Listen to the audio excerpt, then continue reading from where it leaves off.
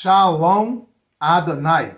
Tudo bem com você? Estamos aqui para dar início a uma série de vídeos com perguntas enigmáticas dentro da Palavra de Deus. Antes de qualquer coisa, gostaria de pedir a todos vocês, deixe o seu like, o seu joinha, se não é inscrito, se inscreva no canal e compartilhe esse conteúdo com o maior número de pessoas. E hoje vamos começar com essa pergunta enigmática. Com quem casou Caim? Se Deus criou apenas Adão e Eva e ele havia também cometido um primeiro homicídio da terra, matando o seu irmão Abel. E quem é esse filho de Caim chamado Enoque? Seria aquele mesmo que foi arrebatado aos céus? É sobre isso que nós vamos falar e deixar bem claro para você quem é a esposa de Caim, de onde ela veio e como isso se deu. Amém? Antes, porém, quero pedir uma coisa. Nos ajude compartilhando, nos ajude se inscrevendo. Vamos ao texto bíblico para dar base ao que vamos tratar neste dia e também a resposta que queremos dar para vocês com este enigmático tema. De onde veio a esposa de Caim? Para isso, vamos ler um texto na Palavra de Deus em Gênesis, capítulo de número 4. Diz assim a Palavra de Deus: E conheceu Adão a Eva, sua mulher, e ela concebeu e teve a Caim, e disse: Alcancei do Senhor um varão. E teve mais a seu irmão Abel. E Abel foi pastor de ovelhas, e Caim foi lavrador da terra. E aconteceu, ao cabo de dias, que Caim trouxe do fruto da terra uma oferta ao Senhor. E Abel também trouxe dos primogênitos das suas ovelhas e da sua gordura. E atentou o Senhor para Abel e para a sua oferta, mas para Caim e para a sua oferta não atentou. E irou-se Caim fortemente, e descaiu-lhe o seu semblante. E o Senhor disse a Caim: Por que te iraste, e por que descaiu o teu semblante? Se bem fizeres, não haverá aceitação para ti? E se não fizeres bem, o pecado jaz à porta, e para ti será o teu desejo, e sobre ele dominarás. E falou Caim com seu irmão Abel.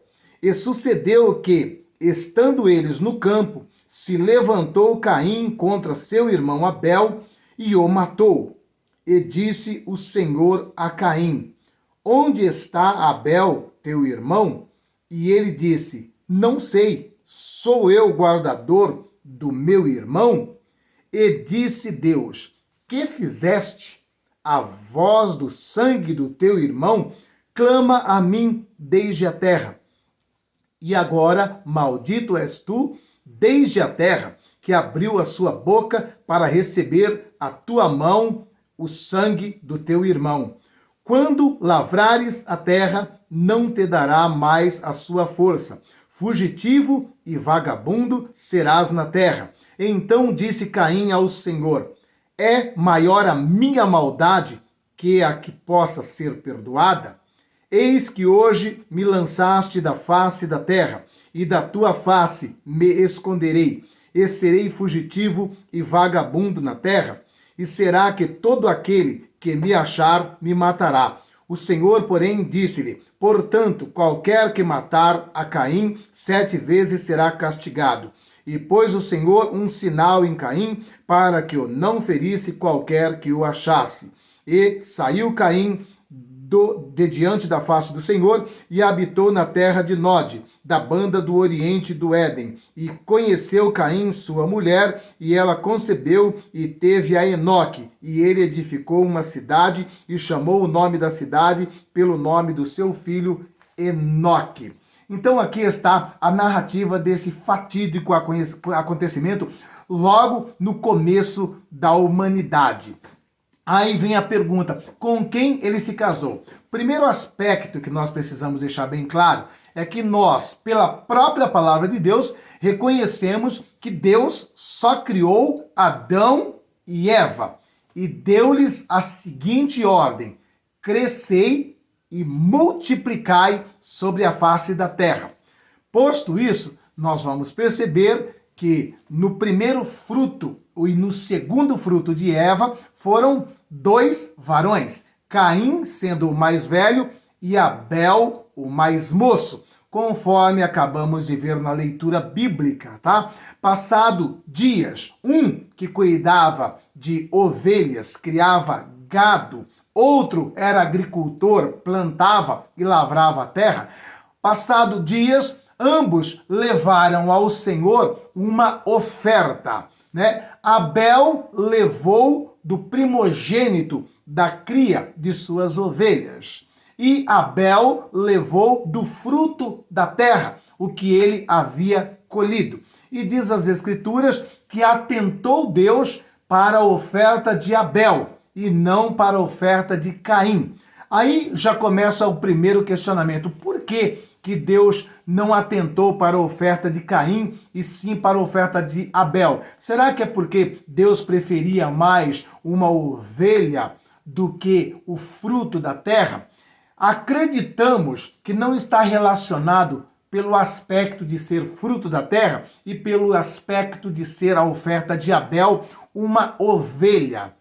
Nós vamos entender que está muito mais relacionado aí com o coração, porque quando nós ofertamos algo para Deus, o que é exigido é que essa oferta seja voluntária, seja com alegria no coração. Eu não posso dar algo para Deus com o coração fechado, com o coração entristecido, tendo aquilo como pesaroso. Eu tenho que dar com alegria. Então, acreditamos aqui que o que fez com que Deus optasse e aceitasse a oferta de Abel foi porque Deus olhou para ambos os corações. E no coração de Abel, Deus encontrou voluntariedade e alegria.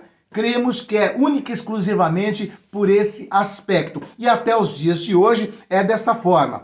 Deus não vai priorizar a oferta daquele que pode dar 100 e negligenciar a oferta daquele que só pode dar R$1. Ambas as ofertas são aceitas desde que seja com alegria no coração e com voluntariedade. Diz então a palavra de Deus que por conta disso, o semblante de Caim descaiu, ele ficou triste por este acontecimento. E indo ao campo com seu irmão, ali então cometeu este primeiro homicídio. E ele fugiu da face da terra. Fugiu diante de seu pai, fugiu diante de sua mãe Eva. E andou errante, né? E diz a palavra de Deus que ele ficou com medo de ser vingado pelo que havia cometido.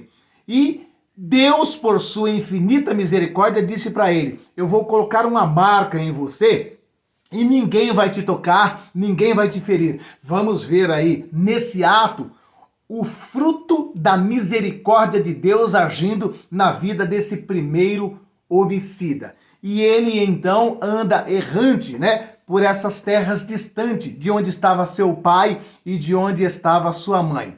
Nós vamos perceber que a palavra de Deus, então, narra sobre um terceiro filho de Adão e Eva, chamado Sete, que seria como se fosse o sucessor de Abel, porque até então, né, a árvore genealógica sempre ela era contada pelo primogênito da família.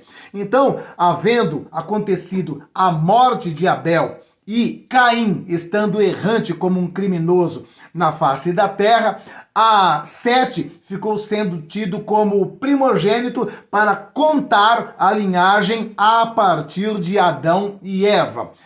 Passando esse aspecto, nós vamos entender que naquela época as pessoas viviam séculos, elas não viviam como hoje, 80, 90 anos. As pessoas viviam 700, 800, 900 anos, como o caso do próprio Adão, que viveu mais de 900 anos, e como o caso do homem que viveu a maior idade na face da terra, que é Matusalém, que viveu 969 anos. Então, naquela época, as pessoas viviam séculos e séculos e séculos. Logo, nós acreditamos o quê?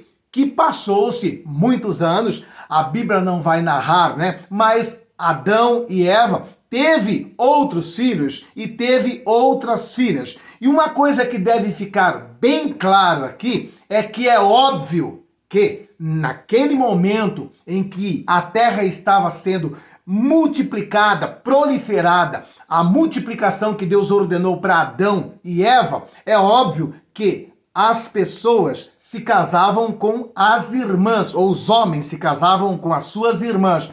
Então é óbvio que Sete casou-se com uma de suas irmãs, ok? E os outros filhos de Adão também da mesma forma.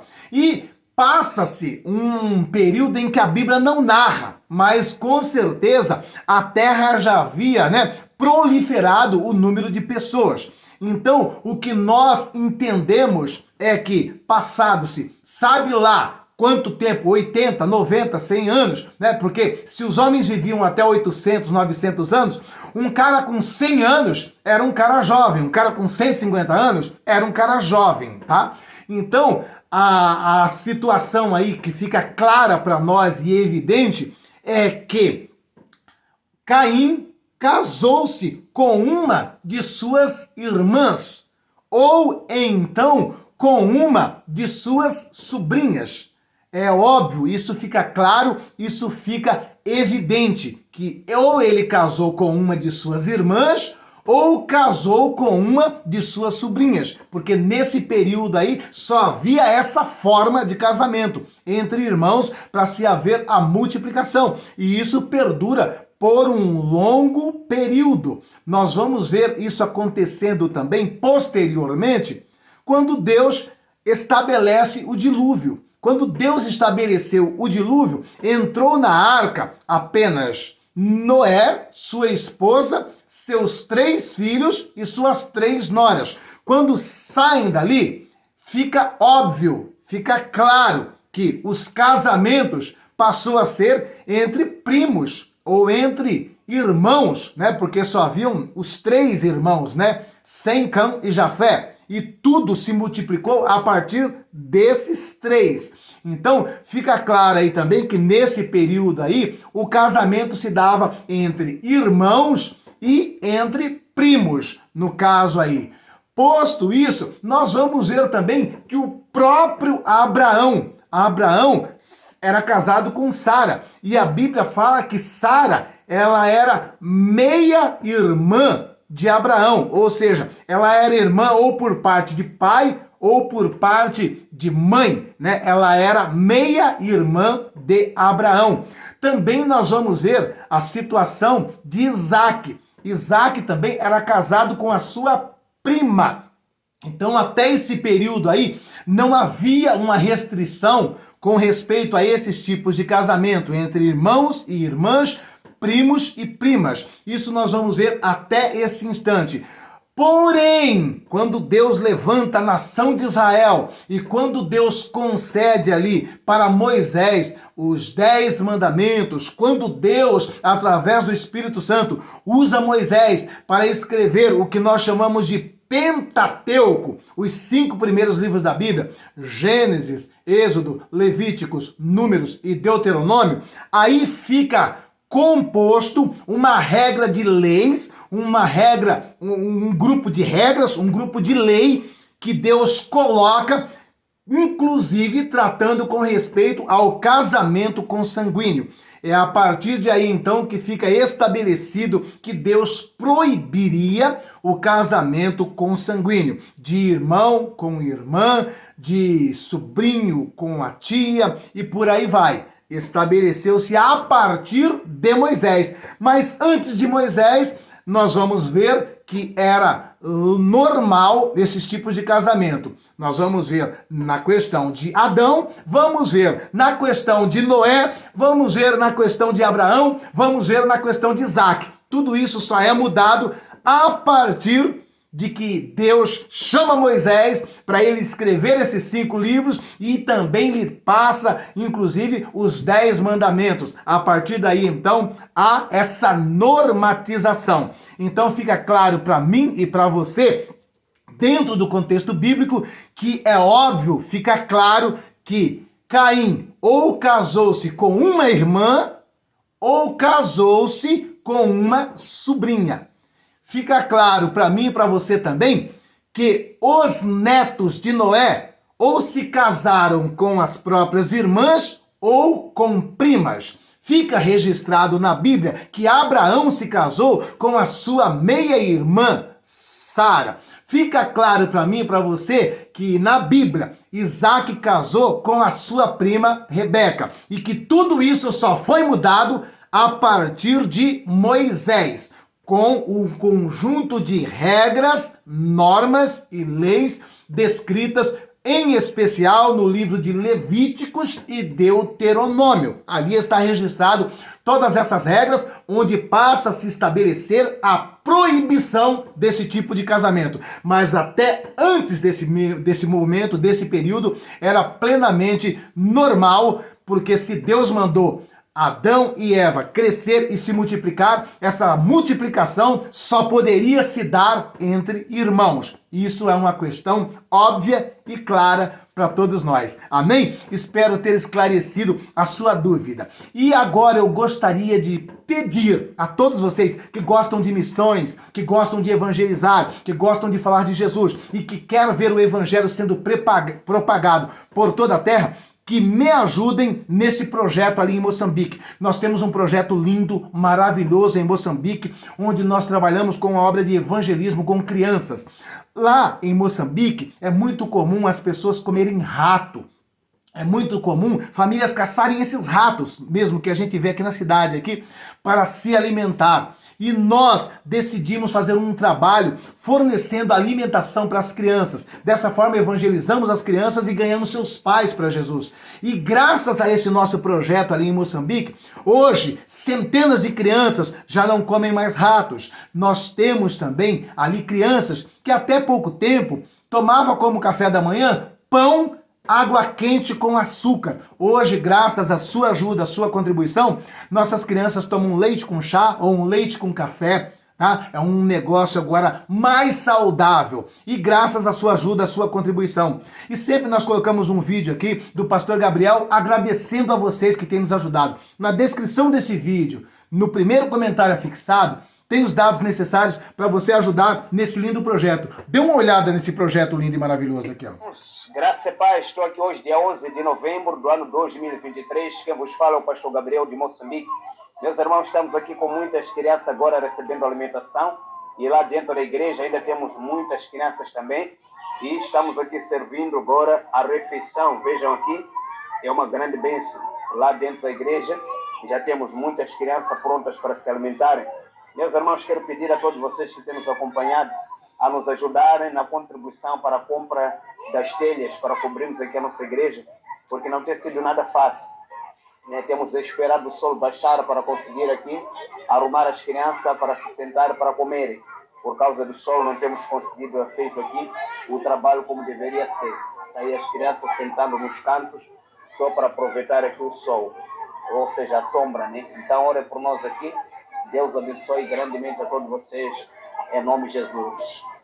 Amém? Então eu peço a todos vocês, nos ajude, vamos fazer missões juntos. E além de alimentar essas crianças, nós estamos nesse grande desafio agora de cobrir, fazer a cobertura do nosso grande templo. Além de alimentar as crianças, a gente também manda calçados, vestimenta, construímos casa e estamos nesse momento construindo também uma casa para uma menininha lá e sua família. Então ajude-nos nesse projeto em nome de Jesus Cristo. E desta maneira você estará fazendo missões na África sem nunca ter pisado lá. E todos esses vídeos que nós colocamos é uma prestação de conta de todos os trabalhos que realizamos ali com a sua ajuda, com a sua contribuição. Em nome de Jesus, eu quero te agradecer de todo o meu coração por essa grande ajuda. E Deus Ele há de te retribuir de maneira centuplicada por essa ajuda a esse nosso projeto ali em Moçambique, em nome de Jesus.